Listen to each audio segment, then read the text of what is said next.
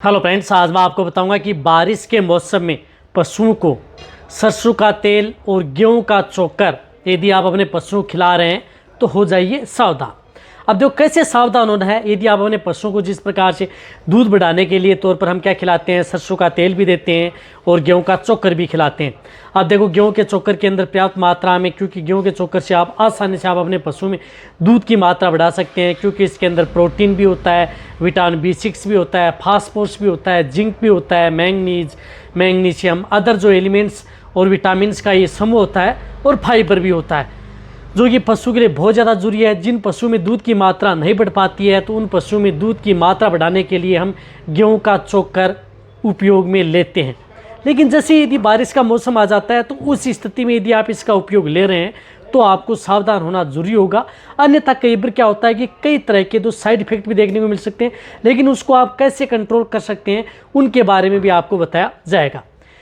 इसी के साथ साथ सरसों का तेल, सरसों के तेल के अंदर पर्याप्त मात्रा में विटामिन E भी होता है, जो एनर्जी को बूस्ट करने के लिए सरसों का तेल है पशुओं में उपयोग किया जाता है। यानी जिन पशुओं की एनर्जी यदि डाउन हो जाती है तो उस स्थिति में पशुओं की एनर्जी को बूस्ट करने के लिए सरसों के तेल का उपयोग किया जाता है और बहुत ही बेटर और बेस्ट रिजल्ट देखने को मिलता है। बट यदि आप बारिश के मौसम में यदि सरसों का तेल उपयोग कर रहे हैं तो हो जाइए सावधान। आप कैसे यदि दे रहे हैं तो भी कैसे होना है, यदि देते हैं तो उसको कैसे समाधान करना है, आज की वीडियो के अंदर मैं पूरी डिटेल से बताऊंगा। वीडियो जरूर लंबी होगी लेकिन स्किप करके मैं देखना, पूरा देखना। इस चैनल पर भी नए आए हैं या पहली बार जुड़े हैं तो पहली बार चैनल को सब्सक्राइब कर लें, साथ में बेल आइकन और ऑल वाला ऑप्शन दबाएं। आपको पता है कि इस चैनल पर सही, सटीक और साइंटिफिक मेथड से आपको जानकारी दी जाती है ताकि आपके पशुओं में किसी भी तरह की कोई भी दिक्कत देखने को न मिले। तो वीडियो पर आते हैं पहले चोट तो लाइक कर दिया करें और दोस्तों के साथ शेयर कर दिया करें ताकि मैं ज़्यादा मोटिवेट हूँ और आपके लिए अच्छी वीडियो लेकर के आऊँ। अब देखो गेहूं का चोकर, वैसे गेहूं का चोकर पशुओं के लिए बहुत ज़्यादा रामबाण सिद्ध होता है यदि आप अपने पशुओं को यदि दे रहे हैं। जिन पशुओं में दूध की मात्रा डाउन हो गई है, जिन पशुओं में दूध की मात्रा नहीं बढ़ पा रही है या दूध का लेवल कम हो गया है, तो उस तरह के केस में आपका पशु चाहे ताज़ा ब्याई हुई गाय भैंस हो, चाहे प्रेग्नेंट स्टेज में हो, चाहे आप मिड स्टेज में हो, उस सभी तरह की कैटेगरी में आप गेहूं के चोकर का उपयोग पशु में कर सकते हैं। जो गेहूं की चोकर जो आपको पता है, जो लगभग पशुपालक जानते हैं और पशु में फीड सप्लीमेंट यानी जो भी बांट या दाना मिश्रण देते हैं उसके साथ मिक्स करके भिगो करके पशुओं को दी जाती है और बेस्ट रिजल्ट मिलता है। लेकिन क्या होता है कि यदि आप बारिश के मौसम में यदि गेहूं का चोकर दे रहे हैं तो उसमें क्या हो जाता है कि एक तो बारिश के मौसम में नमी आ जाती है, और जैसे यदि नमी आती है गेहूं की चोकर में, यदि जैसे नमी आती है तो नमी आने के बाद में उसमें दिक्कत देखने को मिलती है कि यदि पशु को दी जाती है तो उस स्थिति में पशु को सबसे ज़्यादातर दिक्कत देखने को मिलती है। एक तो पेट में गैस बनना, पेट में अफारा आना और फूड पॉइजनिंग की शिकायत है वह गेहूं के चोकर से पशुओं में देखने को मिलती है। यदि आप तो उसकी वजह से इस तरह की दिक्कतें पशुओं में देखने को मिलती हैं। बारिश के मौसम में सबसे ज़्यादातर दिक्कतें पशुओं में देखने को मिलती है। बार बार गैस बनती है, एसिडिटी होती है, रूमन की पीएच है वह भी डाउन चली जाती है। तो बारिश के मौसम में यदि आप अपने पशुओं को जब भी यदि गेहूं की चोकर का यदि उपयोग कर रहे हैं तो आपको बहुत सावधानी उपयोग करना है। और जैसे यदि आपके पशु में इस तरह के सिम्टम्स देखने को मिलते हैं तो बार बार देखने को मिलते हैं तो उस स्थिति में आप बारिश के मौसम में उन पशुओं को गेहूं का चोकर बिल्कुल भी नहीं देना चाहिए। चाहे आपको कुछ ही कर ले, बारिश का मौसम निकल जाता है तो उसके बाद आप अपने पशुओं को दे सकते हैं। सबसे बेस्ट और बेटर रिजल्ट देखने को मिलता है। साइड इफेक्ट यही है कि रूमन की पीएच डाउन हो सकती है, फूड पॉइजनिंग की शिकायत हो सकती है, और रही बात आपके पशु में पेट में बार बार गैस बन सकती है, अफारा की शिकायत देखने को मिल सकती है। ये दिक्कतें सबसे ज़्यादातर दिक्कतें देखने को मिलती हैं तो उस तरह के केस में। अब रही बात बारिश के मौसम में सरसों का तेल, देखो सरसों का तेल वैसे यदि आप अपने पशु को दे रहे हैं तो बारिश के मौसम में पशुओं को सरसों का तेल नहीं देना चाहिए।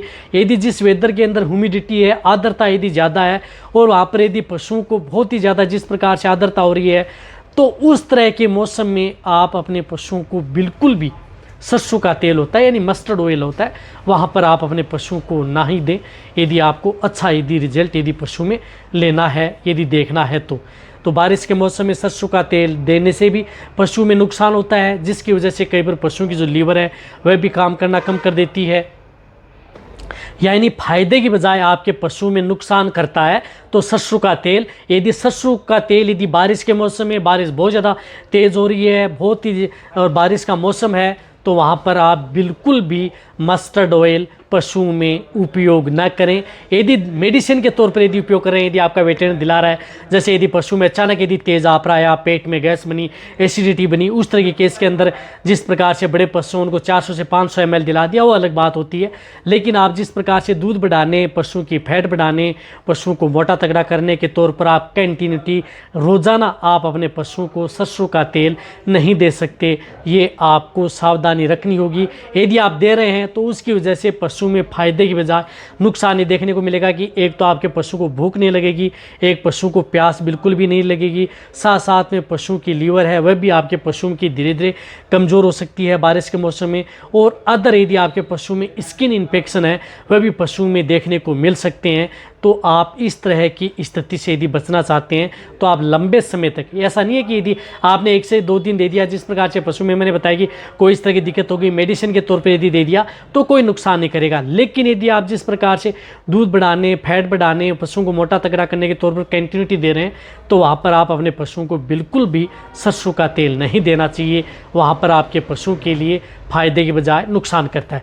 तो आप अपने पशु को एक तो गेहूं की चोकर, एक सरसों का तेल, यदि सरसों का जो बारिश के मौसम में दे रहे हैं तो सावधान होना चाहिए। यदि आप गेहूं का चोकर खिला रहे हैं, कोई साइड इफेक्ट यदि आपके पशु में नहीं देखने को मिल रहे हैं, तो उस स्थिति में ऐसा नहीं है कि आपको उठाना चाहिए, लगातार दे सकते हैं, कोई दिक्कत नहीं है। लेकिन उनके साथ आप अपने पशु को एक तो नमक ऐड कर सकते हैं यदि आप दे ही रहे हैं, लेकिन सरसों का तेल नहीं देना चाहिए। गेहूं का चोकर यदि आप दे रहे हैं, नुकसान पशु में कोई नहीं कर रहा है, तो वहाँ पर आप उसके साथ नमक ज़रूर ऐड कर देना चाहिए। साथ में उसके साथ यदि ज़्यादा दे रहे हैं तो एक मीठा सोडा आप साथ में ऐड करके दे सकते हैं। यदि आप अपने पशु को यदि दे ही रहे हैं, साइड इफेक्ट पशु में देखने को नहीं मिल रहा है, तो उस स्थिति में 2 ऐड कर सकते हैं, एक नमक और मीठा सोडा। वह यदि आप जब तक यदि 10, जिस प्रकार से नमक आप 10 से 15 ग्राम दे सकते हैं, इसी तरह से मीठा सोडा भी आप 20 ग्राम से 30 ग्राम पर डे के अनुसार आप अपने पशु को उसके साथ जो भी बांट दाना मिश्रण दे रहे हैं उसमें मिक्स करके पशु को खिलाते रहें। तो उस स्थिति में गेहूं का चोकर है वो बांट के साथ कोई नुकसान नहीं करेगा। यदि वह भी दे रहे हैं फिर भी यदि पशु में नुकसान कर रहा है, तो आप अपने पशु को बिल्कुल भी भूल कर भी बारिश के मौसम में जो गेहूं का चोकर है वह नहीं दें। अब आप अच्छी तरह समझ गए होंगे कि बारिश के मौसम में पशुओं को ये देना सही है या नहीं। जहाँ तक हो सकता है पशु के लिए नुकसान करता है, उन पशुओं को तो बिल्कुल भी नहीं देना है। और जिन पशु को यदि आप दे रहे हैं नुकसान नहीं कर रहा है, तो उनके साथ जो मैंने आपको बताया कि वह तरीका यदि आप अपने पशु के साथ में मिक्स करके देते रहेंगे तो पशु में इतना नुकसान भी नहीं करेगा। लेकिन सरसों का तेल तो भूल कर भी आपको नहीं देना है, कंटिन्यूटी आपको इस बात का आपको ज़रूर ध्यान में रखना है। तब आपको अच्छी तरह समझ में आ गया होगा। इसी तरह से कौन कौन सी चीज़ें किस तरह की वेदर में नहीं देनी चाहिए उसके बारे में आने वाले समय में इसी चैनल पर इसी तरह की नॉलेज वीडियो आपको चैनल पर ऐसे मिलेंगी। तो वीडियो जितना हो सकता है शेयर करें, इसी तरह की नॉलेज वीडियो इसी तरह से आप मेरी वीडियो देखते रहें, इसी तरह से आप मेरे को प्यार देते रहें। थैंक्स, धन्यवाद।